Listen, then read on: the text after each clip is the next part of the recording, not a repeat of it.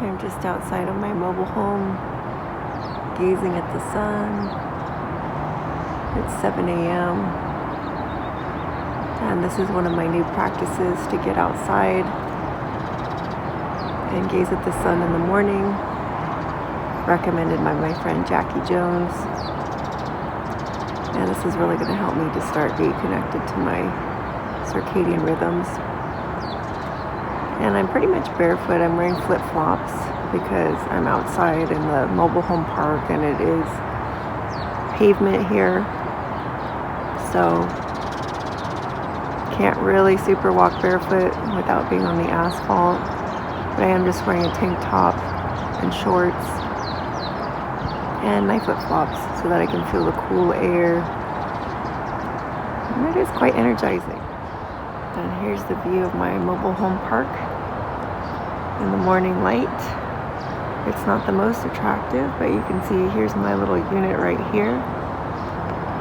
It is a single wide, but it does have 9-foot high ceilings, so it makes it feel kind of like a tiny house, 700 square feet, and I really enjoy living here. And you can kind of get a sense for the park. It's just one giant square, and pretty much every unit in here is single wide. So it's kind of like a village of tiny houses. So they're all about probably 500 to 700 square feet in size. And I think one of the downsides of living here is that it is surrounded on two directions by freeways. And then there is a pretty big roadway out in the other direction. So you can see the freeway going by there. It's pretty noisy. It sounds kind of like a big rushing river, but it definitely is not nourishing and positive to have nearby the way it would be to have a river. And there's also a freeway in that direction. You can see that truck going by. So not the best for natural living, but I do like the tiny home aspect of things. And here are some of my little succulents that I bought as little tiny baby succulents, and then I transferred them. I grew them and transferred them in. And now they're doing quite well here at the front of my mobile home. There are some weeds, as you can see, that I haven't handled yet around my boxes. And here's my little driveway area. You can see my mobile home. I got my little air conditioner that Aaron installed for me. And we actually have another air conditioner in the bedroom in the back that he also installed. And just there in the back is my little garden shed that has a lot of my kind of old storage items, and I do want to clean that out. And then of course my little Prius. And here's my little red mailbox that I installed.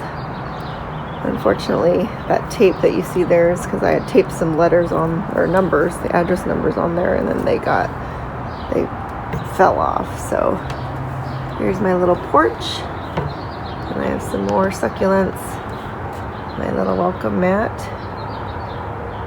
and that is a bougainvillea plant that's not doing very well, as you can see. I don't know if it's getting not enough sun or it's not the season. Don't have a very green thumb, so I don't really know why it's not thriving. But you can see it also has some little weeds growing from it. They're just popping up everywhere, and I do need to do some weeding here soon. I wanted to share 4 books that have really changed my life. 2 of them are by Jordan B. Peterson. His book 12 Rules for Life, An Antidote to Chaos. And then I just completed his second book, or actually his third book, because his first book was Maps of Meaning. This one is called Beyond Order, 12 More Rules for Life. And then of course we have Marie Kondo, or Marie Kondo as they say here, The Life-Changing Magic of Tidying Up, The Japanese Art of Decluttering and Organizing. And lastly we have this beautiful, very simple book called Goodbye Things by Fumio Sasaki, The New Japanese Minimalism. And I've been extremely inspired by these 4 books to sort of get my life in order and to tidy and to clean up my life down to the bare essentials. So I'm kind of doing this in stages. I'm certainly not at the goodbye things standard yet of, very much down to the minimals and the essentials. Of course, in the name of experiencing freedom and being present in your life, because you're not weighed down by all of the chaos and all of your stuff. And in Jordan Peterson's book, 12 Rules for Living, he does include these rules, and they're pretty much all pointing toward taking personal responsibility for yourself. And rule number 6 says, set your house in perfect order before you criticize the world. He talks a lot about cleaning up your room as a way to start an upward spiral in your life and to really start taking personal responsibility for creating order in a chaotic world for yourself. And so that chapter, the whole book really struck me. And since then, I have really been setting out to create order in my life, including in my physical spaces. And in Jordan Peterson's second book, he has a rule, which is rule number 8, try to make one room in your home as beautiful as possible. And he does expand on what his idea was from the first book, saying that cleaning your room is not enough. And so I've really taken this to heart, and I am working kind of one room at a time on making my home as beautiful as possible. And something I'm finding very helpful is in Marie Kondo's book. She talks about designating a place for each thing. And I find this is really helping me to start finding a home for each thing in my house so that I know where they are, and I'm able to treat each item as sacred and feel gratitude whenever I go to retrieve it or to put it back in its place. And then in Fumio Sasaki's book, Goodbye Things, of course, this is an aspirational book for me. He talks about his journey to becoming minimalist and how he used to be very much a collector. You can see in that top photo that he just had tons of books and CDs and all of these things that he was clinging to represent his identity. And I really relate a lot to that. I have a lot of books and just a lot of things that I think I have a hard time letting go of. And so he shares in his book about his journey to becoming really an ultra minimalist, where it completely transformed his life and freed him up and to be fully present and to live this very simple, free, and beautiful life. And I think this relates a lot to my experience of going carnivore, and now recently just eating one type of food, which is ribeye. And I feel like that really tracks with the amount of clarity and freedom that you experience in food is what I imagine you can experience when you really start to reduce your possessions and feel less anchored down by all of your stuff. And so taking Jordan Peterson's advice to heart, when we bought this mobile home, we did attempt to make the kind of front living room as beautiful as possible, at least in our eyes. So you can see we just have very simple furnishings. We really appreciate kind of like the mid-century modern style. And we got a very simple couch there at Macy's. We've got the coffee table that's from Target. And then we got this kind of neat little dotted shag carpet from IKEA. So very simple. We've got this really pretty kind of vintage chair from All Modern. And you can see this is just the front room of the mobile home. It's very simple, but it's also, in our eyes at least, it's very beautiful. So one of my favorite things is obviously that beautiful art frame Samsung TV, which is flush mounted to the wall. And fortunately, Aaron had the ability to install that himself, and you can change the artwork on it, and it's absolutely a joy to experience, beautiful photography and art and be able to change it every day. You can change the frame options to make it more matte or, really different types of looks. You can even get a different color frame for the actual TV, but we opted for black. And then, of course, just very simple touches. We have our little shelf there, and then we found this beautiful mid-century modern style credenza from All Modern, I believe. And then of course Aaron always adds his flair, so he found this really cool kind of vintage turntable record player, as we used to call it. And then he found this very cool Marantz stereo. This is actually an old one, so he found it, I think, on Craigslist or eBay. And then of course I usually like to add my little touch of words like grateful and thankful, you'll find throughout the house.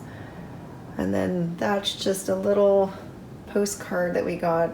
I think we went to the De Young Museum and saw this really cool exhibit of paintings, and this is just a little nod to my past. I did study architecture and design in school, and even though I'm not a practicing architect, I always appreciate, you know, architectural design and design in general. So that's just a reminder to me of kind of where I came from, and that my architecture and design background still serves me and I still appreciate it. So there you have it, kind of our simple front room. And Aaron also put in these soft frosted window tints, because we do live in a mobile home park and there's some kind of, you know, vehicle traffic going by out front. So that little privacy addition is nice. It also prevents it from getting too hot in here during the summertime. And you get a little slice, I don't know if you can see it, but there is a little slice at the top of sky, which that was a really nice thing that he left, so that we could feel that we can still see the blue sky when we do lift up the blinds. So this is the room that we decided to make beautiful, and we really enjoy it. And just taking a peek inside of our credenza here, you can see some of my favorite games of all time. We have Scrabble, Clue, and Monopoly. And then I also love doing jigsaw puzzles. So we have a couple holiday jigsaw puzzles that I did last Christmas. And then of course, we have some of our vinyls. We actually don't have too many just yet, but these are some of our favorites. And then some of Aaron's books. He's got his Yosemite book, and looks like 20th century type. Aaron also has a design background. He's really an amazing designer and builder. In fact, I'm looking forward to sharing his latest remodel and retrofit of our van, Westy. And then he has this book on barns. And of course, he loves Porsches. So I got him this really cool Porsche coffee table book that I gave to him for a gift. And the cool thing about this credenza is that you can kind of close up that front panel to really get, you know, a more minimal and clean look in the space whenever you feel like it. And this is actually one of my favorite directions to look in the house. It is just on one wall next to the front door and next to the kitchen.